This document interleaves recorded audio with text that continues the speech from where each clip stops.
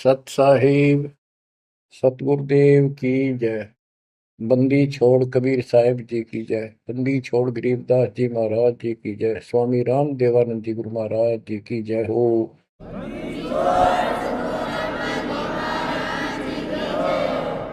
सर्व संतों की जय, सर्व भक्तों की जय, धर्मी पुरुषों की जय।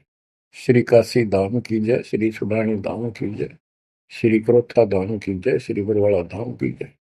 सत साहिब परम पिता परमात्मा कबीर जी की सीम कृपा से बच्चों आपको सूक्ष्म वेद का ज्ञान प्राप्त है।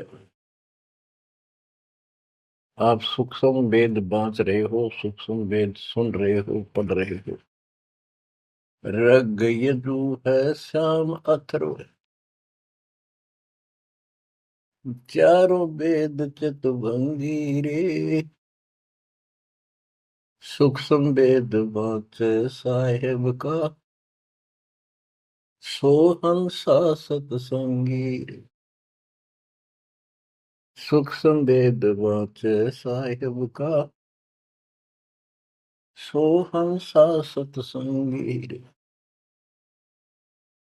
तीन लोक और भवन चतुर्दश, कोई नहीं सत्संगी। बच्चों ये बातें यदि आप पहले सुनते, आपको यह सब प्रमाण, ये संपूर्ण ज्ञान प्राप्त ना होता,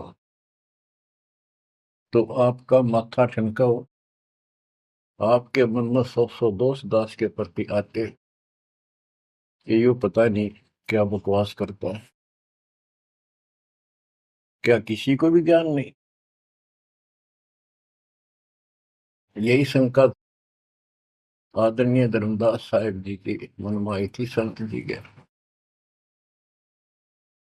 कि भाई ये चंदा बाबा ऐसी बातें बता रहा है, तो कोई ना कोई हमारे हिंदू धर्म में भी इन बातों को जानने वाला अवश्य मिलेगा, क्योंकि शास्त्र हमारे। उसके बाद वो अपने गुरु जी के पास गया। गुरु जी तो रूपदास जी ने कह दिया, भाई मैं जितनी जानू था बेटा, मैंने तेरे से कुछ नहीं छुपाया। जिस तरह के प्रश्न आप कर रहे हो, इनका उत्तर मेरे पास नहीं है, और जिसने तुझे ये ज्ञान दिया है उसी के पास जा, उसी से समाधान पूछ। लेकिन धर्मदास के सामने यह बात खटक रही थी कि अनपढ़ आदमी, जिंदा बाबा, इसको ज्ञान कैसे हो गया ये? इसने भी तो किसी हमारे हिंदू से सुना होगा, और अवश्य कोई संत, मंडलेश्वर, कोई पीठाधीश इसका जानकार पाओगे।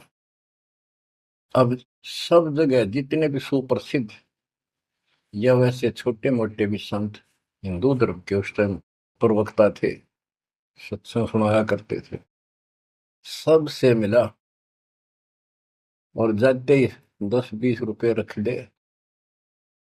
ये खासकर इन संतों के अंदर, जो भेंट ज्यादा दे, दक्षिणा ज्यादा दे, उसको ज्यादा महत्व देते हैं।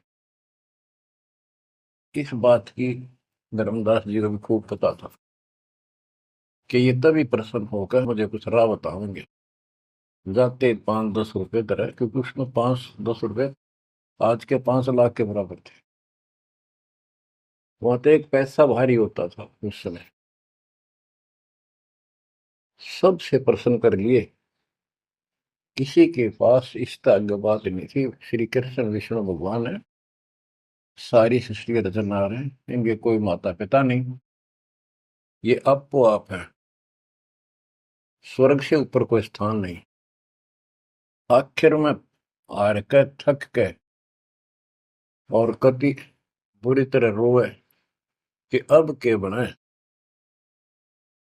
परमात्मा फिर भी उसको, जब वो धक्के खा के आ रहा था, एक अन्य हिंदू साधु के रूप में एक पेड़ के नीचे बैठ गया, नदी के किनारे। 5-7 भगत और बैठे थे उसके पास। जिज्ञासु वैसे ही बाबा भी चलता फिरता था। धर्मदास जी के रास्ता उसके साथ से था, उसने सोचा चल आगे, आगे चल। इसे मंडलेश्वरों के पास घूमे। साधु का रूप दाता ने बड़ा रखा था।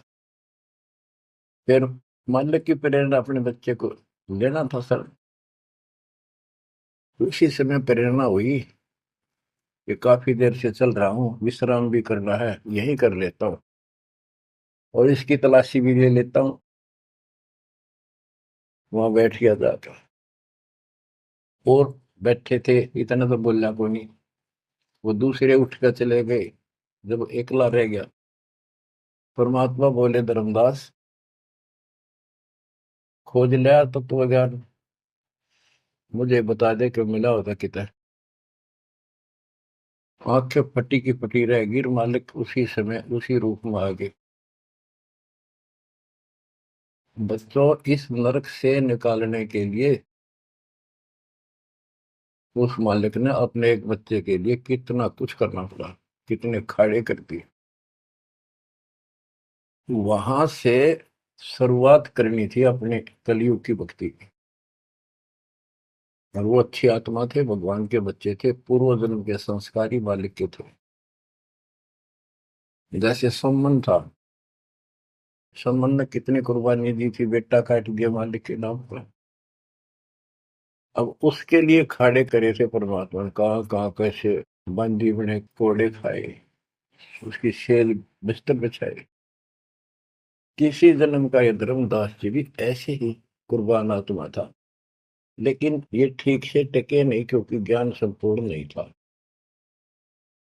इसलिए मालिक उसके लिए फिर वहां बैठ के जाकर धर्मदास जी परमात्मा के चरणों में गिर के अपनी ढीठता,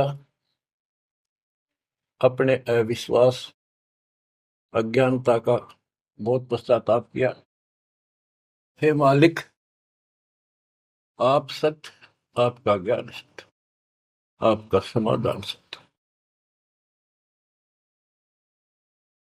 परमात्मा बोले, ये प्रेरणा मैंने की थी तेरे अंदर।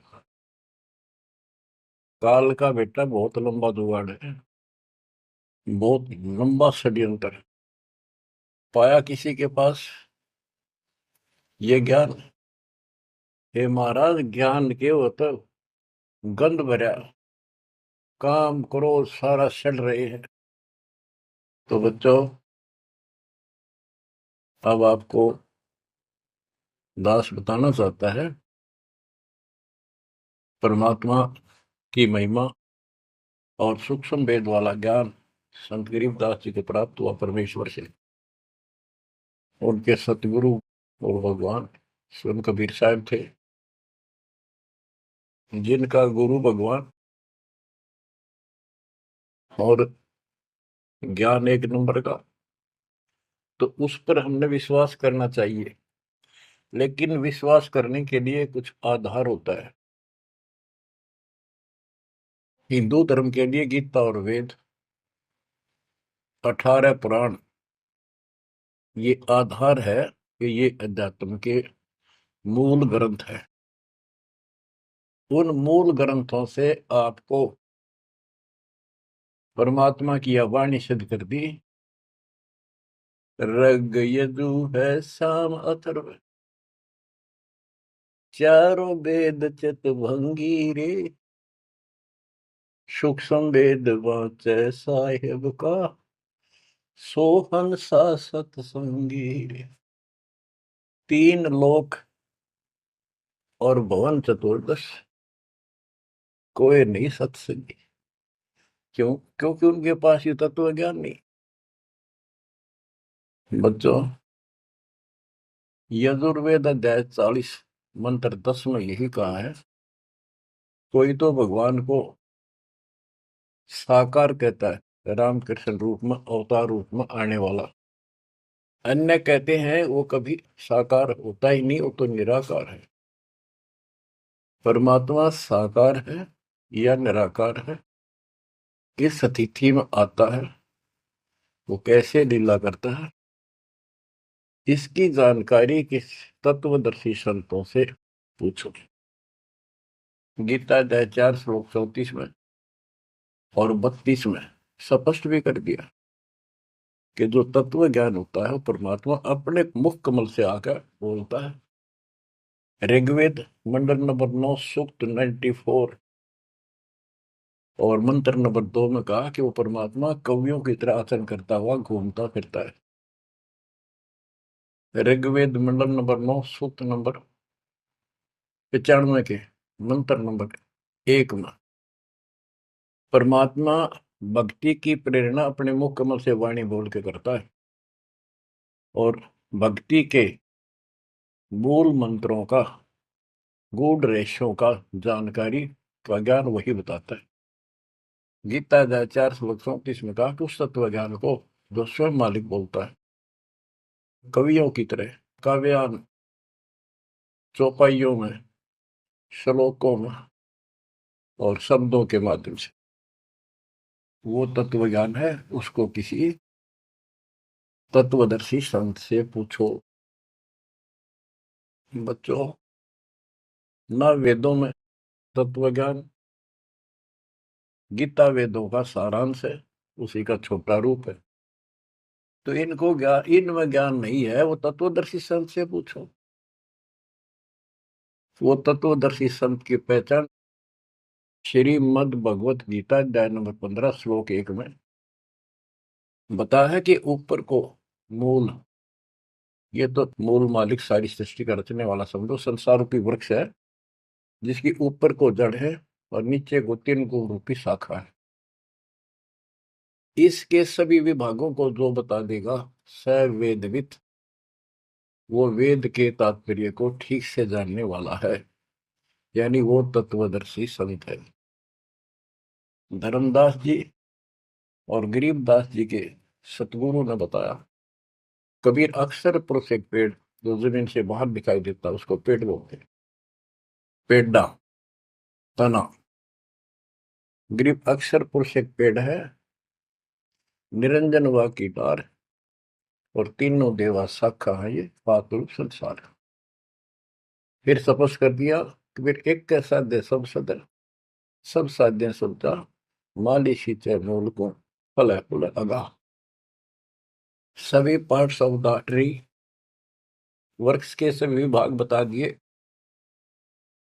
कि तना अक्षर पुरुष है, डार ये क्षर पुरुष है, क्षर पुरुष, और तीनों देव रजगुण ब्रह्मा सत्गुण विष्णु तम गुण शिव जी रूपी शाखाएं हैं और पात रूप संसार। तो बच्चों, फिर साथ में ये समाधान भी कर दिया कि एक का साध्य सब सद है, यानी मूल को पूजो, उसको इष्ट रूप में मानो, उसके बाद अपने अनुष्ठान करो, साधना करो। जो आपको प्रथम मंत्र दिया जाता है इसमें प्रथम और लास्ट वाले मंत्र को छोड़कर सारे इन्हीं शाखाओं वाले मंत्र है। और गीता अध्याय 3 श्लोक 10 से लेकर 15 तक ये स्पष्ट किया है कि शास्त्र अनुकूल धार्मिक अनुष्ठान यज्ञ करने से वो सही भक्ति मानी जाती है। इन यज्ञों के द्वारा इन देवताओं को बढ़ाओ, ये यज्ञ से बड़े हुए देवता तुम्हें बिना मांगे ही सब कुछ देते रहेंगे।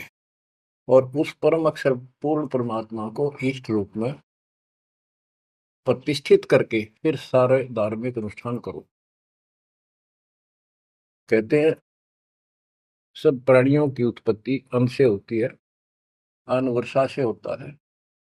वर्षा शास्त्र विहित, शास्त्र में प्रमाणित धर्म कर्म यज्ञ करने से होती है।